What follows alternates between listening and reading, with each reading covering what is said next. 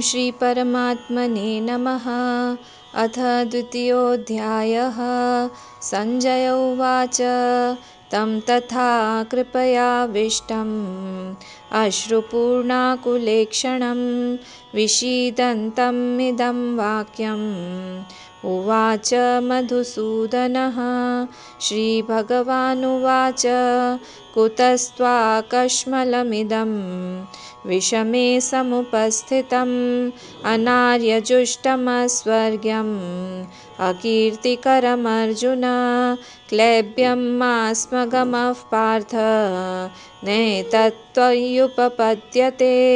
क्षुद्रं हृदयदौर्बल्यं त्यक्त्वोत्तिष्ठ परन्तप। अर्जुन उवाच कथं भीष्ममहं सङ्ख्ये द्रोणं च मधुसूदन इषुभिः प्रतियोत्स्यामि पूजार्हावरिसूदन।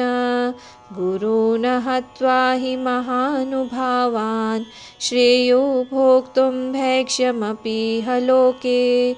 हत्वार्थकामांस्तु गुरूनिहैव भुञ्जीय भोगान् रुधिरप्रदिग्धान् न चैतद्विद्मः कतरन्नो गरीयः यद्वा जयेम यदि वा नो जयेयुः। यानेव हत्वा न जिजीविषामः तेव स्थिताः प्रमुखे धातराष्ट्राः। कार्पण्यदोषोपहतः स्वभावः पृच्छामि त्वां धर्मसम्मूढचेताः। यच्छ्रेयस्यान्निश्चितं ब्रूहि तन्मे शिष्यस्तेऽहं शाधि मां त्वां प्रपन्नं न हि प्रपश्यामि ममापनुद्यात् यच्छोकमुच्छोषणमिन्द्रियाणाम्। अवाप्य भूमावसपत्नमृद्धं राज्यं सुराणामपि चाधिपत्यम्। सञ्जय उवाच एवमुक्त्वा ऋषिकेशं गुडाकेशः परन्तप न योत्स्य इति गोविन्दम् उक्त्वा तूष्णीं बभूवः। तमुवाच ऋषिकेशः प्रहसन्निव भारत सेनयोरुभयोर्मध्ये विषीदन्तमिदं वचः। श्रीभगवानुवाच अशोच्यानन्वशोचस्त्वं प्रज्ञावादांश्च भाषसे गतासु न गतासूंश्च नानुशोचन्ति पंडिताः। न त्वेवाहं जातु नासं न त्वं नेमे जनाधिपाः न चैव न भविष्यामः सर्वे वयमतः परं। देहिनोऽस्मिन् यथा देहे कौमारं यौवनं जरा तथा देहान्तरप्राप्तिः धीरस्तत्र न मुह्यति। मात्रा स्पर्शास्तु कौन्तेय शीतोष्णसुखदुःखदाः आगमापायिनो नित्याः तान् तितिक्षस्व भारत। यं हि न व्यथयन्त्येते पुरुषं पुरुषर्षभ समदुःखसुखं धीरं सोमृतत्वाय कल्पते।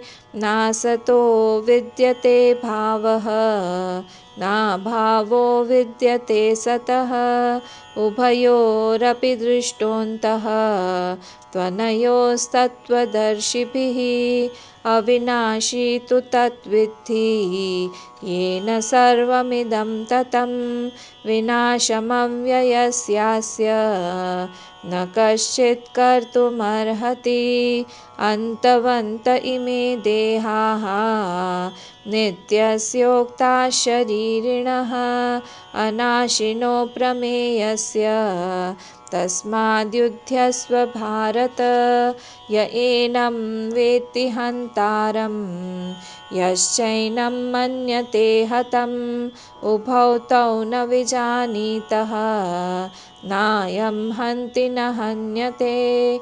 न जायते म्रियते वा कदाचित् नायं भूत्वा भविता वा न भूयः अजो नित्यः शाश्वतोऽयं पुराणः न हन्यते हन्यमाने शरीरे वेदाविनाशिनं नित्यं य एनम् अजमव्ययं कथं स पुरुषः पार्थ कं घातयति हन्तिकं वासांसि जीर्णानि यथा विहाय नवानि गृह्णाति नरोपराणि तथा शरीराणि विहाय जीर्णानि अन्यानि संयाति नवानि देहि नैनं छिन्दन्ति शस्त्राणि नैनं दहति पावकः न चैनं क्लेदयन्त्यापः न शोषयति मारुतः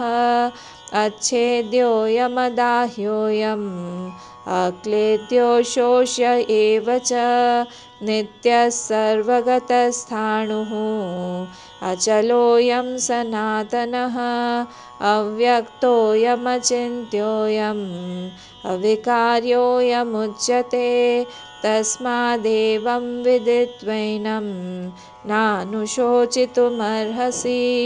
अथ चैनं नित्यजातं नित्यं वा मन्यसे मृतं तथापि त्वं महाबाहो नैवं शोचितुमर्हसि जातस्य हि ध्रुवो मृत्युः ध्रुवं जन्म मृतस्य च तस्मादपरिहार्येऽर्थे न त्वं शोचितुमर्हसि अव्यक्तादीनि भूतानि व्यक्तमध्यानि भारत अव्यक्तनिधनान्येव तत्र का परिदेवना आश्चर्यवत् पश्यति कश्चिदेनम् आश्चर्यवद्वदति तथैव चान्यः आश्चर्यवच्चैनमन्यः शृणोति श्रुत्वाप्येनं वेद न चैव कश्चित् देहि नित्यमवध्योऽयं देहे सर्वस्य भारत तस्मात् सर्वाणि भूतानि न त्वं शोचितुमर्हसि स्वधर्ममपि चावेक्ष्य न विकम्पितुमर्हसि धर्म्याधियुद्ध्यात् श्रेयोऽन्यत् क्षत्रियस्य न विद्यते यदृच्छया चोपपन्नं स्वर्गद्वारमपावृतं सुखिनः क्षत्रियाः पार्थ लभन्ते युद्धमीदृशम् अथ चेत्त्वमिमं धर्म्यं सङ्ग्रामं न करिष्यसि ततः स्वधर्मं कीर्तिं च हित्वा पापमवाप्स्यसि अकीर्तिं चापि भूतानि कथयिष्यन्ति ते व्ययां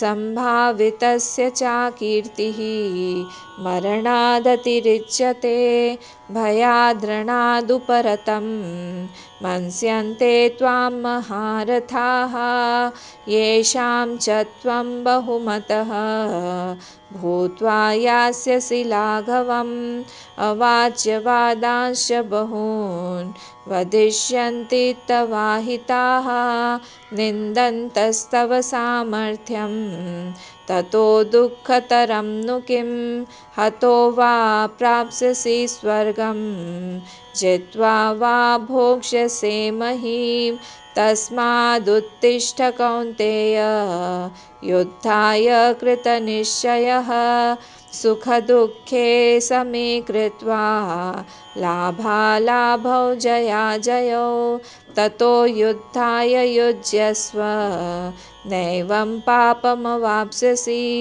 एषा ते विहिता साङ्ख्ये बुद्धिर्योगे त्विमां शृणु बुद्ध्या युक्तो यया पार्थ कर्मबन्धं प्रहास्यसि नेहाभिक्रमनाशोऽस्ति प्रत्यवायो न विद्यते स्वल्पमप्यस्य धर्मस्य त्रायते महतो भयात्। व्यवसायात्मिका बुद्धिः एकेह कुरु नन्दन। बहुशाखायनन्ताश्च बुद्धयो व्यवसायिनां। यामिमां पुष्पितां वाचं प्रवदन्त्यविपश्चितः। वेदवादरताः पार्थ नान्यदस्तीति वादिनः।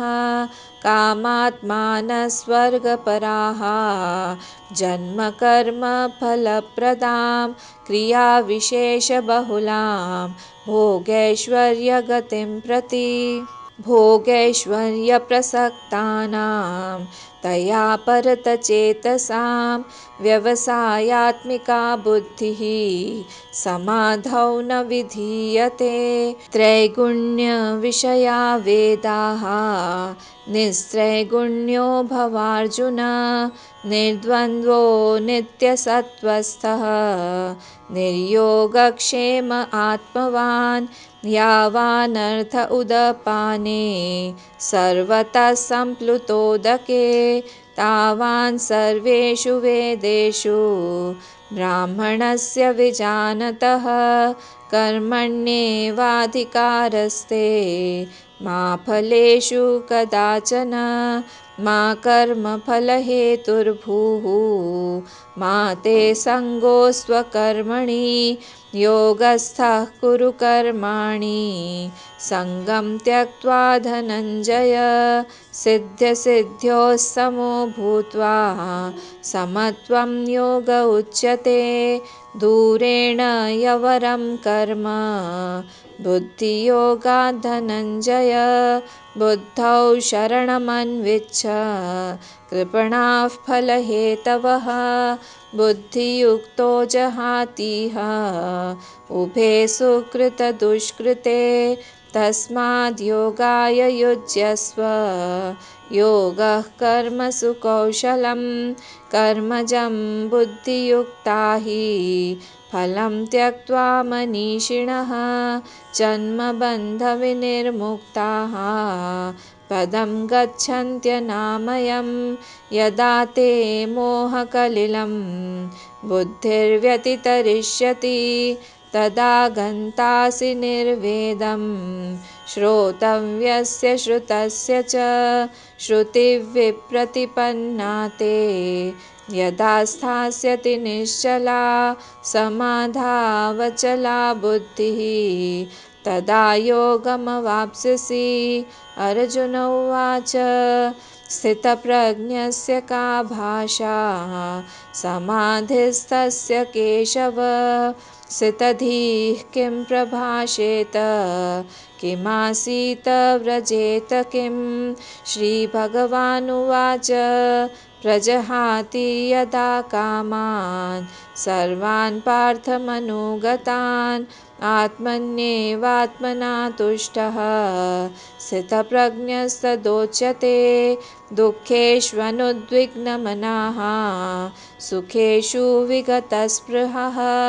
वीतरागभयक्रोधः स्थितधीर्मुनिरुच्यते। यः सर्वत्रानभिस्नेहः तत्तत्प्राप्य शुभाशुभं। नाभिनन्दति न द्वेष्टि तस्य प्रज्ञा प्रतिष्ठिता। यदा संहरते चायं कूर्मोऽङ्गानीव सर्वशः। इन्द्रियाणीन्द्रियार्थेभ्यः तस्य प्रज्ञा प्रतिष्ठिता। विषया विनिवर्तन्ते निराहारस्य देहिनः। रसवर्जं रसोऽप्यस्य परं दृष्ट्वा निवर्तते। यततो यपि कौन्तेय पुरुषस्य विपश्चितः। इन्द्रियाणि प्रमाथीनि हरन्ति प्रसभं मनः। तानि सर्वाणि संयम्य युक्त आसीत् मत्परः। वशे हि यस्येन्द्रियाणि तस्य प्रज्ञा प्रतिष्ठिता। ध्यायतो विषयान् पुंसः सङ्गस्तेषुपजायते। सङ्गात् सञ्जायते कामः, कामात् क्रोधोऽभिजायते। क्रोधात् भवति सम्मोहः, सम्मोहात् स्मृतिविभ्रमः। स्मृतिर्भ्रंशात् बुद्धिनाशः, बुद्धिनाशात् प्रणश्यति। रागद्वेषवियुक्तैस्तु विषयानिन्द्रियैश्चरन् आत्मवश्यैर्विधेयात्मा प्रसादम् अधिगच्छति। प्रसादे सर्वदुःखानां हानिरस्योपजायते। प्रसन्नचेतसो यासु बुद्धिः पर्यवतिष्ठते। नास्ति बुद्धिरयुक्तस्य न चायुक्तस्य भावना, न चाभावयतः शान्तिः अशान्तस्य कुतः सुखम्। इन्द्रियाणां हि चरतां यन्मनोनुविधीयते तदस्य हरति प्रज्ञां। वायुर्नावमिवाम्भसि तस्माद्यस्य महाबाहो निगृहीतानि सर्वशः। इन्द्रियाणीन्द्रियार्थेभ्यः तस्य प्रज्ञा प्रतिष्ठिता। या निशा सर्वभूतानां तस्यां जागर्ति संयमी। यस्यां जाग्रति भूतानि सा निशा पश्यतो मुनेः। आपूर्यमाणम् अचलं प्रतिष्ठं समुद्रमापः प्रविशन्ति यद्वत्। तद्वत् कामायं प्रविशन्ति सर्वे। स शान्तिमाप्नोति न कामकामी। विहाय कामान्यः सर्वान् पुमांश्चरति निःस्पृहः। निर्ममो निरहङ्कारः स शान्तिमधिगच्छति। एषा ब्राह्मी स्थितिः पार्थ नैनां प्राप्य विमुह्यति। स्थित्वा स्यामन्तकालेऽपि ब्रह्मनिर्वाणमृच्छति। ॐ तत्सदिति श्रीमद्भगवद्गीतासु उपनिषत्सु ब्रह्मविद्यायां योगशास्त्रे श्रीकृष्णार्जुनसंवादे साङ्ख्ययोगो नाम द्वितीयोऽध्यायः।